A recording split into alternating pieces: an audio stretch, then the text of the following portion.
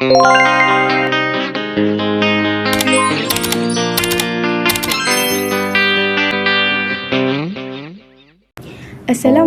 warahmatullahi wabarakatuh.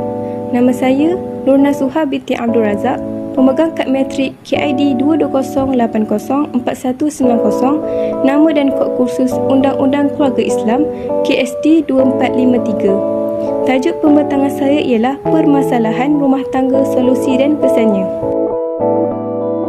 Pernikahan hukum asalnya menyenangkan, membahagiakan, ya atau tidak Bu? Tidur ada yang nemenin, jalan ada yang gandeng, mau belanja ada yang beliin, ya. Lagi punya masalah ada yang dengerin curhatan kita. Al-aslu awalnya menyenangkan. Tapi kenapa banyak timbul permasalahan rumah tangga, perceraian di mana-mana, KDRT, kekerasan, saling singgung di media sosial, suami istri saling menyakiti karena satu, mereka gengsi, sombong dan egonya tinggi. Jadi menikah itu harus dibarengin egonya dengan keimanan, biar turun di bawah keimanan. Okey, kita pergi kepada pengenalan. Rumah tangga bermaksud perihal rumah dan kehidupan dalam rumah, rumah dengan keluarga yang diamininya. Selain itu, rumah tangga juga diberi istilah sebagai sesuatu tempat di mana seseorang menjalinkan hubungan dengan pasangan yang dinikahinya dan membina sebuah keluarga dengan mengikut syariat Islam. Berumah tangga perlu mengurus rumah tangga, mempunyai pendapatan yang stabil dan sebagainya. Dalam berumah tangga juga perlu mempunyai 3 asas penting, iaitu bertanggungjawab, kasih sayang dan intimasi. Ketiga-tiga asas ini sangatlah penting dalam usaha memastikan rumah tangga yang didirikan dalam keadaan penuh dengan kasih sayang dan rasa cinta. Di dalam proses berumah tangga, tidak semuanya mempunyai kisah manis. Setiap rumah tangga yang didirikan tidak terlepas dari pergaduhan dan sebarang krisis rumah tangga. Jika tidak ditangani pergaduhan tersebut, ia boleh mengakibatkan sesuatu yang tidak diingini terjadi ataupun berlaku perceraian. Oleh itu, Islam telah menerangkan tentang cara mengatasinya bagi mengelakkan sebarang permasalahan berlaku antara suami dan isteri di dalam sesebuah perhubungan. Seterusnya, kita beralih kepada hadis. Berdasarkan hadis At-Tirmizi radhiyallahu anhu, anna Aisyah qalat qala Rasulullah sallallahu alaihi wasallam khairukum khairukum li ahlihi wa anna khairukum li ahli wa iza mata sahibukum fada'uhu. Daripada Aisyah radhiyallahu, beliau berkata, Rasulullah SAW bersabda, sebaik-baik kalian adalah yang paling baik terhadap ahli keluarganya, dan aku adalah orang yang paling baik terhadap ahli keluargaku. Apabila sahabat kalian meninggal dunia, maka biarkanlah dia, tinggalkanlah dia dan jangan membicarakan keburukan-keburukannya. Seterusnya, punca dan kesan permasalahan rumah tangga. Antara puncanya ialah mengalami masalah kewangan. Permasalahan keluarga kebiasaannya berlaku disebabkan oleh tekanan dan tidak cukup sumber pendapatan. Apabila keluarga semakin besar, kos sara hidup dan perbelanjaan keluarga semakin bertambah. Jika pendapatan bulanan tidak mencukupi, ia akan menambahkan lagi permasalahan antara suami dan isteri. Tekanan kewangan boleh mengakibatkan kehilangan punca pendapatan sesebuah isi rumah yang menyebabkan hubungan keluarga terjejas. Saya tahu dan satu, saya tengah mengandung anak pertama, saya 7 bulan. Saya preparation untuk anak satu apa benda saya tak sempat beli lagi. Bila saya minta duit dengan dia, dia kata I tak ada duit. Ya betul, dia kata duit makan aku tak cukup. Dalam masa yang sama dia pinjam pada PNT dia. Dia kata saya nak bayar itu, saya nak bayar ini. Saya dah jadi watak buruk dalam PNT betul saya.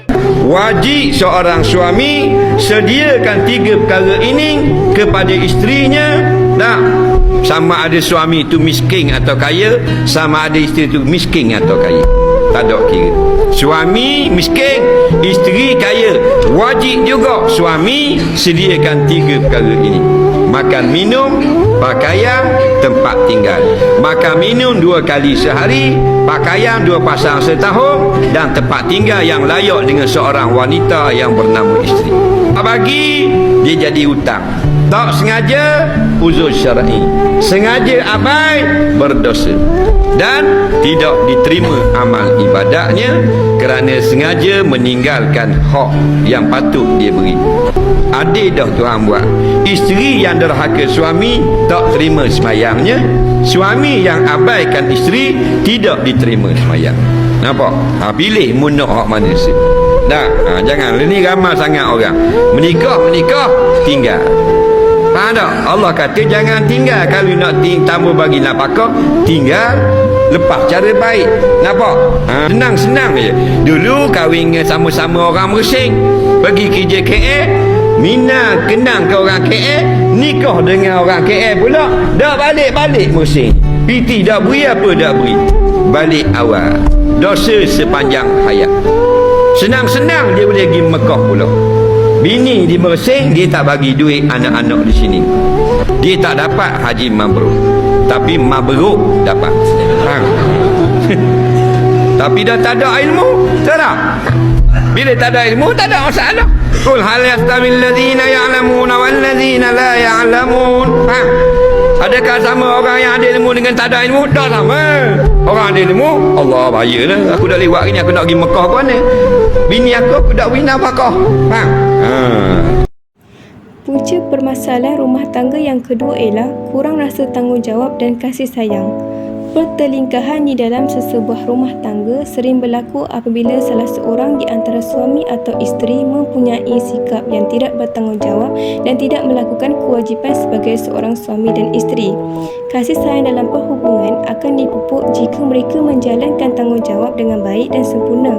Kasih sayang akan mekar jika kedua-duanya sentiasa berusaha untuk melakukan yang terbaik untuk terus mengekalkan kebahagiaan rumah tangga.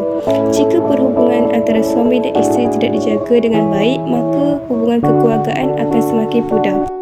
Punca permasalahan rumah tangga yang ketiga ialah agama. Pengetahuan dalam agama amat penting sebelum mendirikan rumah tangga. Agama dan keimanan yang kuat hendaklah diutamakan sebagai dasar pemilihan pasangan hidup. Pegangan agama yang kukuh mewujudkan kebahagiaan dalam rumah tangga yang bahagia dan sempurna. Sebagai contoh, suami menjadi imam kepada isteri dan anak-anaknya dalam solat berjemaah.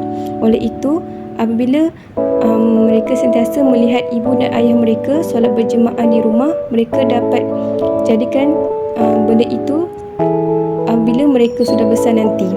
Banyak rumah tangga yang gagal dalam pernikahan bukan karena kurangnya cinta, tapi karena kurangnya ilmu dalam menjalani rumah tangga. Kalau cinta mah ya barangkali ya wajar ya, yang namanya cinta berubah bertambah itu wajar lah. Makanya banyak orang yang gagal dalam pernikahan bukan karena kurangnya cinta, tapi karena kurangnya ilmu. Nah, di antara ilmu yang perlu dihadirkan begitu matang dan begitu kuat adalah ilmu agama.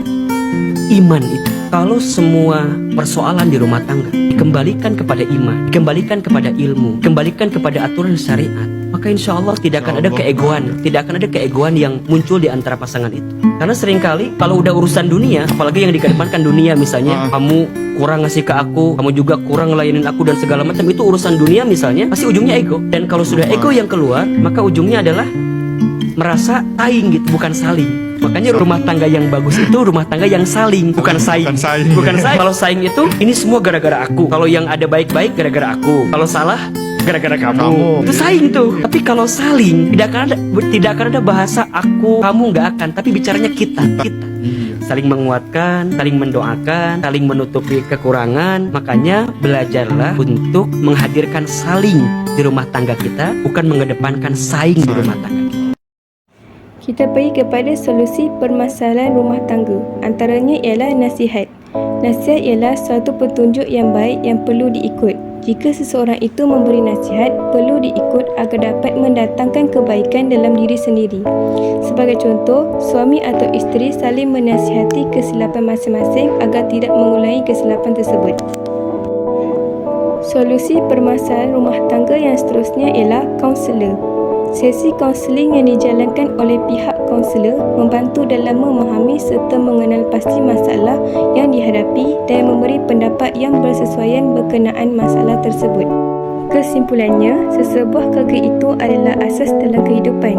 Jika sesebuah keluarga dipenuhi dengan kasih sayang, sudah tentu ia akan dapat melahirkan keluarga yang bahagia dan harmoni. Hubungan suami isteri perlu memainkan peranan ke arah yang positif untuk mewujudkan keluarga yang bahagia di dunia serta di akhirat. Biar cinta kita tumbuh harum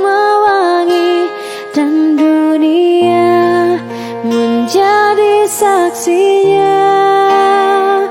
Untuk apa kita membuang-buang waktu dengan kata-kata perpisahan.